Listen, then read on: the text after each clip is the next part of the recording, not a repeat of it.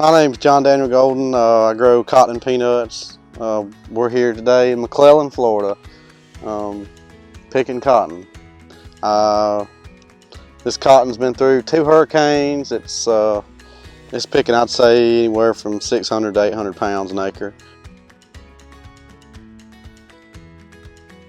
This cotton was planted, I believe, May the 11th, and let's see, we put 110 units of nitrogen, probably 120 units of potash on it, probably 96 ounces of picks, I believe, to be exact. It's had good rain, timely rains, and you know, it was on track to be probably 1,200–1,300 pound cotton. Picks, you gotta have it to make good cotton. It makes it just kind of squatty and load up. You know, it's plant growth regulator. And you gotta have it. Love picks. If you get rain picks and got the fertilizer there, you'll make good cotton generally. You know, I like taller cotton, but you know, chin high, something like that. Just because it's tall cotton don't mean it's good cotton. No, absolutely not. People wonder why cotton's so white, and we spray it with prep and then defoliation at the same time. Give it 14 days. And with some sunshine, usually 12 to 14 days, we'll be picking, and that's why it's so white. Well, yeah, most people, they just call a man who's in the business of getting cotton pickers ready, going through heads, this and that and the other. Sometimes I do, sometimes I don't. We grind offers, we change spindles out that accordingly, you know, that actually pick the cotton.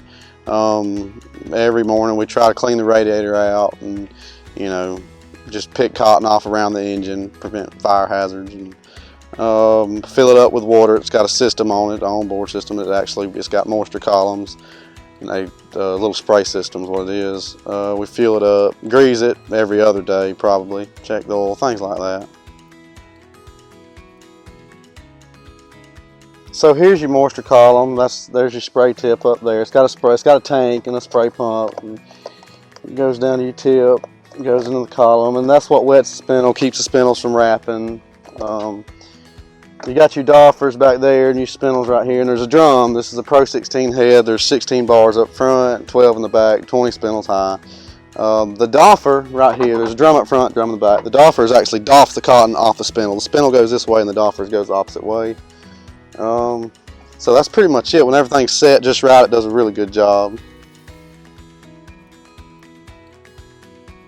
So in 2018, we had, I think annual rainfall was around 100 inches, just too much rain. We grew a decent crop, I'd say it was average, and we lost it in the end. We didn't have good harvest weather, just rain every couple days. In 2019, I'd say we had 10% of the rain we had the year before, just not enough rain, kind of burn up most areas. And this year, 2020, we were on track to, you know, really make a good crop. I'd say 1,200 to 1,400 pound cotton. And you know, the 2 hurricanes really took it and just put it on the dirt. I don't have one favorite story, just a whole childhood, a whole life of stories being around it, planting with my father, spraying, just riding the tractor, my whole life, you know, a bunch of good memories. It's all good memories, you know. It's my favorite thing to grow. I enjoy growing peanuts, but not like cotton. I always want to be a cotton peanut farmer my whole life. So, but cotton's definitely, I guess, the cream of the crop to me. This cotton, I mean, is one of the best fibers, you know, there is, in my opinion, and in most people's opinion, I believe. And the cotton seed, I mean, it's for poultry and livestock. It's one of the best feeds. And you crush the seed, you know, for oil, and that goes into all kind of cooking oils and things like that. It's a great product, and I think our cotton's some of the best cotton, you know.